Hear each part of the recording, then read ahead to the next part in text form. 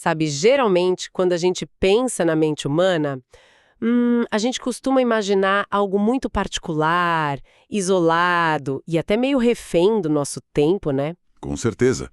É uma visão bem comum. É, como se os sonhos confusos de quem dorme hoje numa metrópole super moderna, tipo, cercado de tecnologia, telas brilhantes, prédios de concreto, fossem, sabe, uma experiência exclusiva da vida contemporânea, totalmente alienada do passado. Pois é. A gente nutre muito essa ilusão, né? De que as nossas angústias diárias, aquelas crises de ansiedade no ambiente corporativo e até as imagens surreais dos nossos sonhos são coisas puramente nossas, invenções modernas. Mas aí é que a coisa fica surpreendente. E, esse é o ponto de partida da nossa imersão de hoje. Porque, assim, por que esses sonhos da nossa era são praticamente idênticos, tanto na estrutura quanto no simbolismo, aos mitos super antigos de xamãs siberianos ou, sei lá, aos rituais de tribos aborígenes isoladas? É uma conexão fascinante. Sim.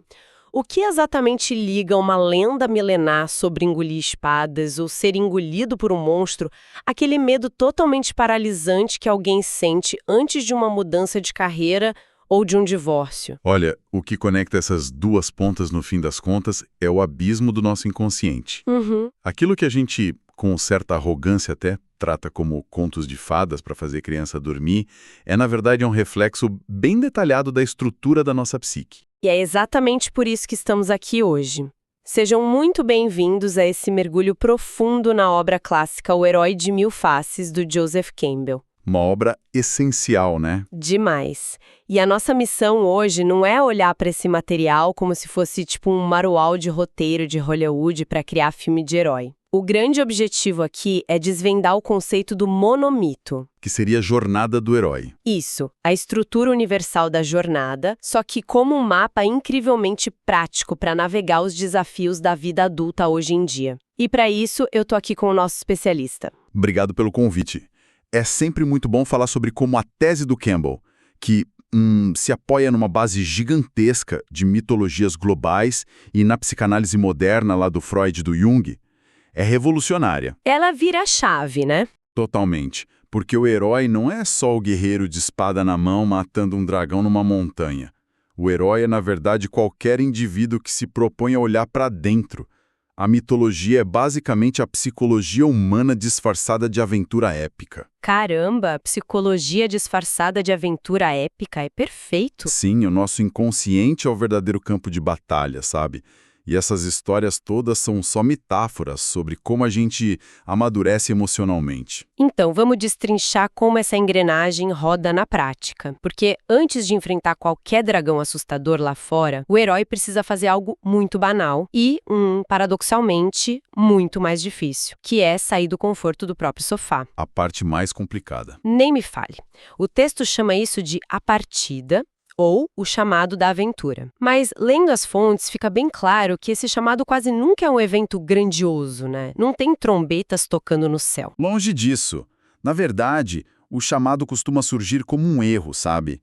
Um acaso super irritante ou através de uma figura até repugnante.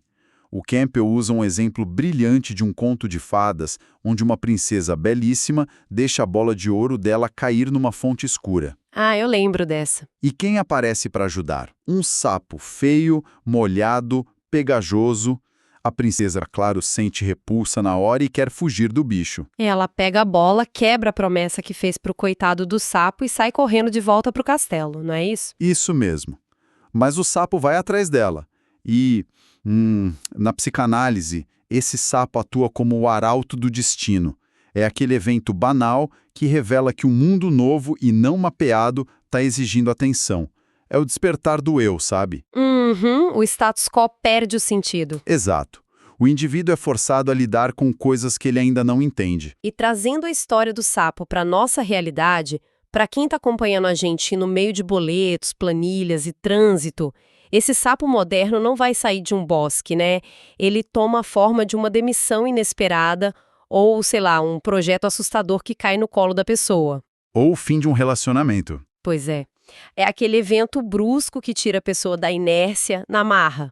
Uma tradução perfeita. Esse sapo moderno é uma crise fundamental. Ele desestabiliza a superfície da nossa vida consciente e demanda que a gente mergulhe mais fundo para recuperar a nossa vitalidade, a nossa bola de ouro, digamos assim. Mas espera aí, o ceticismo moderno diria que isso é dar uma romantizada no sofrimento, não? Às vezes ficar num emprego chato não é uma recusa neurótica, é só tipo responsabilidade financeira. Como a psicanálise separa o medo do bom senso? Não é mais seguro ignorar o sapo? É aí que está a grande armadilha. A diferença não está no que você faz por fora, mas no mecanismo lá dentro. Ficar num emprego por um planejamento financeiro é uma coisa, mas ficar porque o terror do desconhecido te paralisa... Ah, o medo de arriscar. Exato, e isso é a verdadeira recusa do chamado. E a psicanálise mostra bem que essa recusa baseada no medo gera neuroses profundas.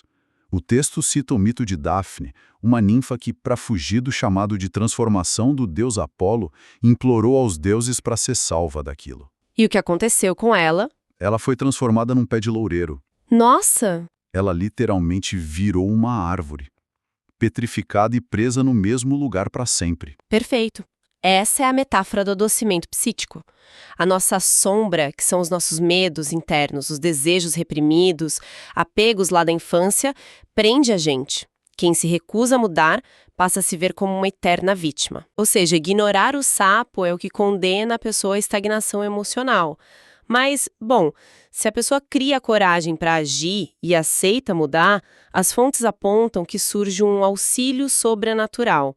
Aquele guia, tipo o velho sábio de barba branca ou a fada madrinha. Sim, aquele mentor improvável, né?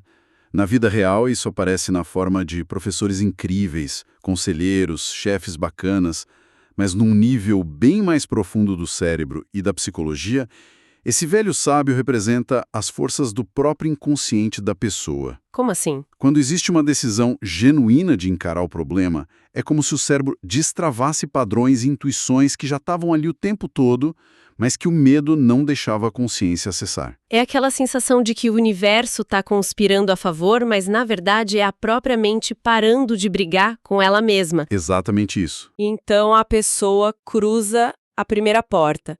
Mas a ilusão é achar que, nossa, a partir de agora é só alívio.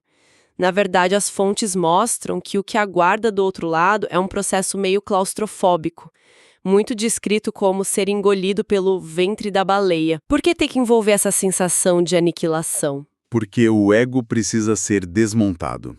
A gente entra agora na fase da iniciação. As sociedades antigas entendiam que era uma necessidade neurológica e psicológica marcar a transição da infância para a vida adulta. O livro fala de cerimônias severas de tribos aborígenes, sabe? Onde eles separam os jovens das mães. Sim, e simulam coisas aterrorizantes.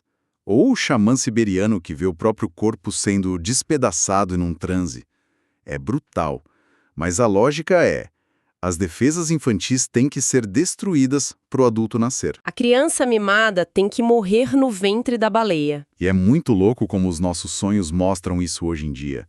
O autor usa os sonhos no prólogo justamente para provar essa ponte, né? Sem dúvida. O Jung relata pacientes adultos que sonhavam super vívidos com cobras gigantes saindo de cavernas e picando eles. Que pesadelo. E isso acontecia no momento exato em que o paciente, ali na terapia, estava conseguindo romper aquelas amarras sufocantes com a família. Então os demônios, as cobras venenosas, não são monstros de verdade. São desafios emocionais. Exato.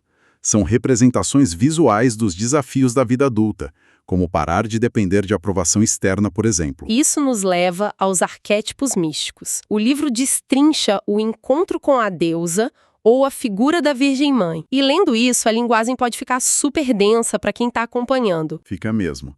A deusa representa a matriz inescrutável do destino e o ventre gentil da redenção. É a totalidade do que pode ser conhecido... Pera, pausa rápida, desculpa te interromper. Matriz inescrutável do destino. O termo é lindo, poético, mas o que isso significa na prática para quem está ouvindo a gente no Pro Trabalho agora? Você quer dizer que esse arquétipo é só aceitar que a vida é um caos e pronto? Excelente provocação. Vamos traduzir isso para a psicologia. Uma criança vê o mundo de forma binária. né? As coisas são 100% boas ou 100% más. O herói e o vilão absolutos. Isso. O encontro com a deusa é o momento em que a mente adquire a capacidade adulta de abraçar a vida com toda a ambiguidade que ela tem. É aceitar a dor, a beleza, a injustiça, tudo ao mesmo tempo, sem julgar o mundo como puramente mal ou só maravilhoso. É o fim daquele pensamento maniqueísta infantil. Entendi. E logo depois vem o outro lado da moeda, que parece a provação mais tensa de todas, a sintonia com o pai. Esse tal de pai tirano, o ogro, que julga sem dó, isso soa muito familiar. Parece muito com a síndrome do impostor ou aqueles chefes tóxicos, sabe? A conexão é perfeita. O pai tirano dos mitos é o que o Freud chamaria de superego, ou a sombra moral. É aquela vozinha interna, o seu dragão particular dizendo: você é uma fraude, você nunca vai ser bom o suficiente. Nossa, todo mundo tem esse dragão, né? Todo mundo. E a defesa natural do ego é se encolher. A gente cria bloqueios gigantescos para evitar essa punição imaginária. Aí o desafio mítico é a sintonia, do inglês atonement, que significa at-one-ment, ou seja, tornar-se um com o todo. Mas como a pessoa faz isso na prática, sem ser esmagada por essa figura de autoridade? Abandonando as defesas do ego, o iniciado descobre, para surpresa dele, que aqueles julgamentos cruéis do pai eram só projeções dos próprios medos dele. Ah, então ele estava projetando a insegurança nele. Exatamente. Quando a pessoa para de projetar os defeitos no chefe, na sociedade, e assume a própria sombra, ela percebe que aquele terror interno compartilha da mesma natureza que a dela. Quando você entende isso, o bloqueio dissolve. É por isso que essa estrutura sustenta o cinema até hoje. Faz todo sentido. Porque os protagonistas nos filmes sempre enfrentam uma autoridade que reflete os medos deles. A luta de espadas é só Hollywood desenhando o ganho de autoconhecimento. Exato. Pega Star Wars, o Luke Skywalker e o Darth Vader, aquilo é a sintonia com o pai. O Luke vence não porque ele mata o inimigo fisicamente, mas porque ele recusa a sombra moral destrutiva. Ele perdoa a figura que ele temia. Verdade. E no Matrix, o Neo só transcende o sistema quando ele para de fugir dos agentes e compreende que o medo está dentro da cabeça dele. Superar o tirano externo é dissolver o próprio medo interno. Uma epifania muito poderosa. Só que, ter uma realização fantástica no topo de uma montanha mística não resolve muita coisa se a pessoa não conseguir aplicar isso na segunda-feira de manhã no escritório. É o grande teste. O que nos joga na terceira e última fase do monomito, que é o retorno. O que me deixou muito curiosa nas fontes é que o retorno é descrito o tempo todo como a etapa mais difícil de todas. Por que voltar para casa triunfal é tão doloroso? Porque rola um choque muito violento de realidades, causando o que o mito chama de recusa do retorno. Pensa no mecanismo. A pessoa acabou de expandir a consciência, enfrentou a própria sombra, entendeu que o ego não é tudo. E aí ela tem que traduzir isso para o colega de trabalho que está desesperado por causa de uma métrica fútil. Deve parecer que ela ficou arrogante ou maluca. Pois é. O choque de tentar comunicar uma verdade profunda numa comunidade que vive em ilusões é muito desencorajador. O livro cita o Rip Van Winkle, sabe? Ah, aquele cara que sobe a montanha, dorme e quando acorda e desce passaram décadas e ninguém reconhece mais ele. Precisamente. A sabedoria adquirida nas alturas aliena a pessoa. O autor também cita o conto do príncipe Kamar al-Zaman, lá das Mil e Uma Noites, que precisou de um talismã, um anelzinho, para conseguir manter a convicção no que ele tinha vivido quando voltou para a dureza da realidade. O anel era a âncora psicológica dele, né? Isso mesmo. Um artifício para não deixar o ambiente banalizar a experiência. E isso levanta uma questão essencial para o nosso mundo hoje. A gente vive numa sociedade super fragmentada, cheia de ansiedade. Qual é a utilidade prática de forçar o herói a voltar e lidar com esse caos? Essa é a advertência final do Campbell. Ele diz que hoje todos os deuses estão mortos. O que isso quer dizer na prática? Quer dizer que a gente não tem mais ritos de passagem eficientes na sociedade. Não tem nada que guie as pessoas com segurança durante as crises. Então, a utilidade do monomito hoje é resgatar essa alma coordenada. A gente vive num mundo obcecado pelo ego material. E isso gera muita neurose coletiva. Muita. O herói moderno tem o dever ético de fazer o retorno para trazer empatia, tolerância com o sofrimento do outro e um autoconhecimento que quebra esse egoísmo. Eu adoro como isso culmina na ideia de se tornar o senhor dos dois mundos. Traduzindo isso para a vida real, ser o senhor dos dois mundos hoje é alcançar uma paz de espírito, fruto desse autoconhecimento, mas ainda assim, lembrar de pagar os boletos no prazo. Exatamente. É reconciliar o espiritual, o contemplativo, com a realidade pragmática do despertador tocando cedo. Não dá para virar um alienado na montanha, nem ser esmagado pela burocracia. É o equilíbrio perfeito que o livro chama de liberdade para viver.